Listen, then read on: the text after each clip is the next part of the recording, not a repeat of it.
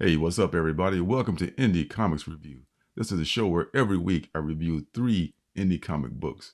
If this is the kind of content you find interesting, be sure to hit the like button and the subscribe button. So let's get started. This week, the first book is going to be Step by Bloody Step, #1, and that is on the Image label. It is written by Simon Spurrier and is drawn by Matthias Vergara. I'm sorry. An armored giant and a helpless child. Together they cross an astonishing world brimming with beasts, bandits, and deadliest by far, civilizations. If they stop walking, the earth itself forces them onward. Why? The child can't ask. She and her guardian have no language, no memory, nothing except each other.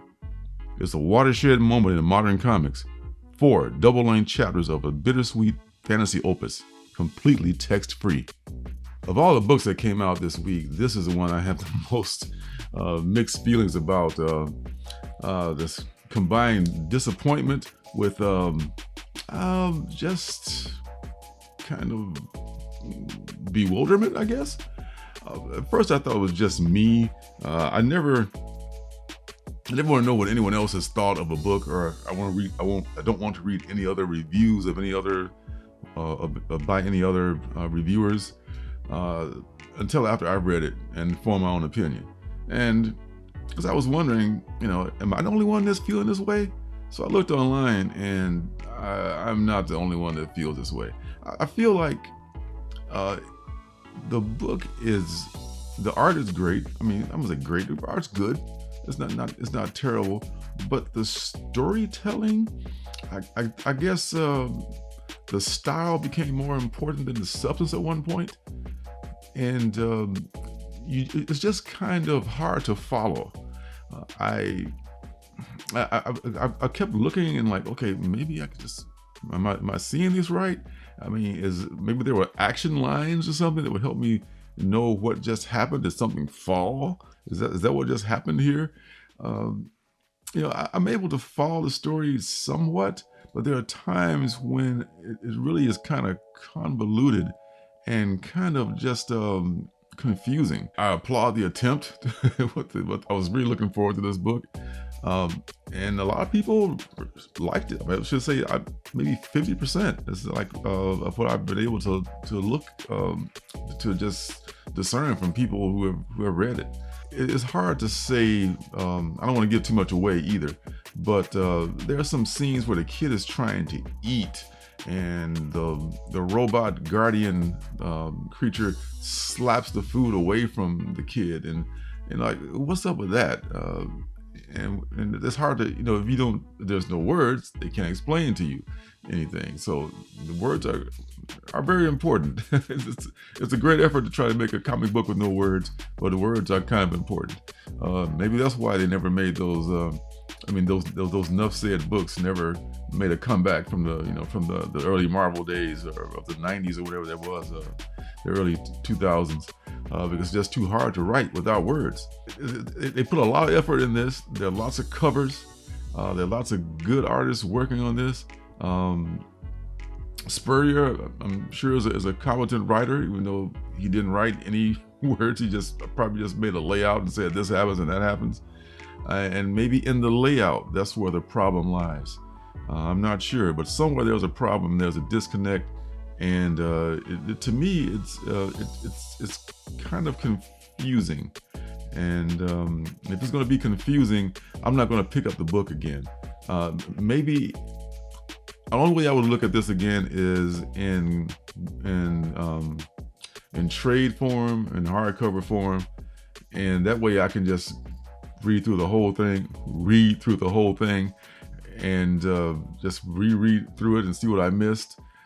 And that way it might have more of an impact. It might make more sense. But otherwise, this could be confusing for some people, and then that affects your enjoyment of the book. Then that's a bad thing. So, noble effort aside, nice artwork aside, it left me kind of wanting to read something with words in it. That's what I can say. I hate to say that. I bought this book from the LCS. I knew I'd already pre-ordered it from my comic shop. So now I got 2 copies of this book that I'm not that crazy about. That's a problem when you don't wait, when you're not sure about a book. I don't mind having 2 copies of a book that I like. But if I have 2 copies of a book that I'm not that fond of, then it's not a good day, especially at, $5 a pop. But monetary concerns aside, I really am kind of let down by Step by Bloody Step. It's not a terrible book, but it's not something I can highly recommend. The next book is Radio Spaceman #1. It's on the Dark Horse label, and it's written by Mike Mignola, and is illustrated by Greg Hinkle. When a ship crashes and lands on a mysterious planet, and some of the surviving crew go missing, the mysterious mechanical hero Radio Spaceman is called in to investigate. But the planet hides much more than the missing crew, and Radio Spaceman may be stumbling into more than even he can handle. Radio Spaceman is my favorite indie book of the week so far. I was really pleasantly surprised with this one. I thought the art was going to be by Mike Mignola. I didn't thoroughly read the description before I bought it, and Mignola is doing the covers as well. So I thought, okay, this is a whole Mignola joint here, and he wrote a really nice story here. But I'm really impressed with the art of Greg Hinkle. I mean, I'm not sure what he's done before. I'm gonna have to look him up and see what else he's done. But his artwork is very impressive. His character design is on point. Just the settings are just in contrast to the first book that I reviewed, Step by Bloody Step, where there was no text at all. In Radio Spaceman, there was minimal text in many places, but the flow is clearly defined. I can follow it. Even if there was no text there, I would be able to follow what was happening. And there's minimal balloons. And even if there were no balloons, I'd be able to say, okay, this is happening, that's happening. They're going through this and that, but maybe because the other book, they were going through the snow and it was like all convoluted and all that. But back to this book, Hinkle's art, and the great Dave Stewart is the colorist. He does so many books. He's just got to be the hardest working colorist in comics. And everything just hits off to me. And I had a laugh out loud moment. There's it's only a 2-issue series, and there's a cliffhanger at the end that I didn't see coming. Not really a cliffhanger, but kind of an edit, like, oh, okay, we got this too. So I got a lot that I like about Radio Spaceman, and I gotta say, this is the best Mignola book I've read in a long time. Unfortunately, it's not drawn by Mr. Mignola himself, but kudos to him for getting someone who has got a definite style. This guy's got a style. I can just pick out, wow, this. I mean, the character of the old man, the design of the old man, of his house, of the fact that he's operating this Radio Spaceman, this remote control spaceman, from what looks like his old mansion. And he's got this control room, and he's got these robots that are like operating the radios that control the robot. It's just like it's kind of retro. I wouldn't say steampunk, but it's maybe something like that. That might not be the right term I'm using, but it's just odd and interesting. And I ordered 2 copies of this one too. I pre-ordered this book, and I am not disappointed that I have 2 copies of this book at all, because this is a winner. I'm going to pick up #2 when it comes out. No problem. Radio Spaceman, I think if you want to be entertained and see some nice indie artwork, and Dark Horse has done it again. They got a good one right here. Pick up Radio Spaceman. I think you might like it. The last book is Quad #1. It is on Behemoth, and it is written and illustrated by Eduardo Shaw. In the last decades of the 21st century, a massive solar storm hit planet Earth, destroying all technology in its way. Global communications were lost, nuclear reactors collapsed, The climate suffered the worst drastic changes and financial systems were gone. The survivors had to adapt to the harsh new reality. New societies were built over the ruins of those that crumbled. 4 generations have passed.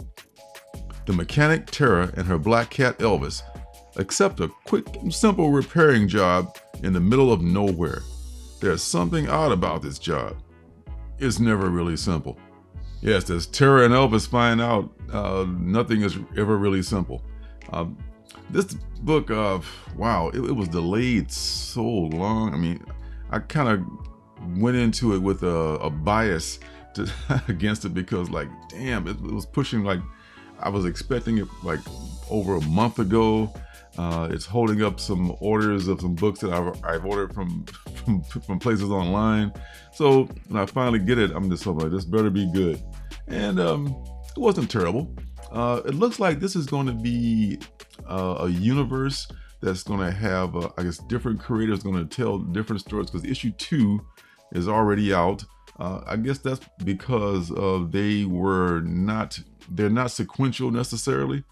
It looks like they're gonna be by different writers, different artists, and 2 may not finish the story of what happened with Elvis and Tara. So I really want to know what happened with them too, because they leave them in kind of a predicament. On the face of it, it seems pretty pedestrian. As your basic post-apocalyptic world. There's these creatures that Tara has to go. She has to go get this part to fix this client's device, and to get this part, she's got to go in this area where these zombie-like mutated creatures are. They got to drive in there and get it. Of course, it's pretty by the numbers as far as that goes. And then, of course, it's not as simple a job as the guy that Tara works for that laid out. And the guy that Tara works for, by the way, looks like Ron Jeremy.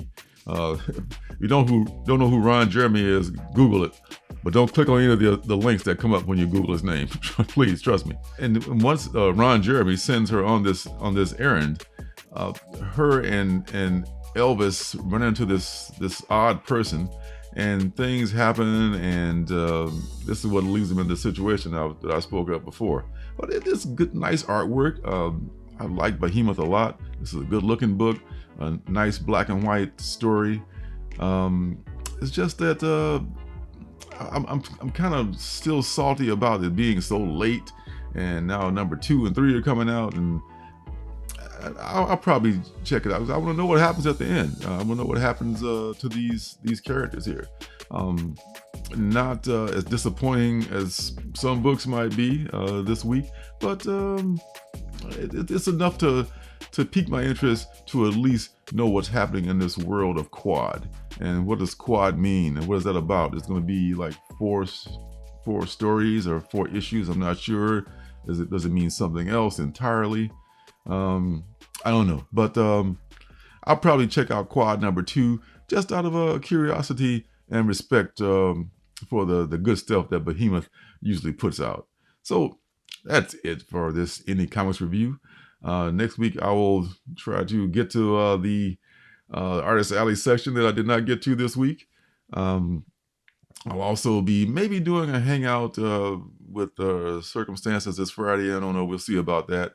But either way, I'll be back next week with another review and with unboxings as they arrive. So thanks for stopping by. Be sure to hit the like button, hit the subscribe button, and turn notifications on so you know when I'm making another video. Until next time, see you guys in the funny papers.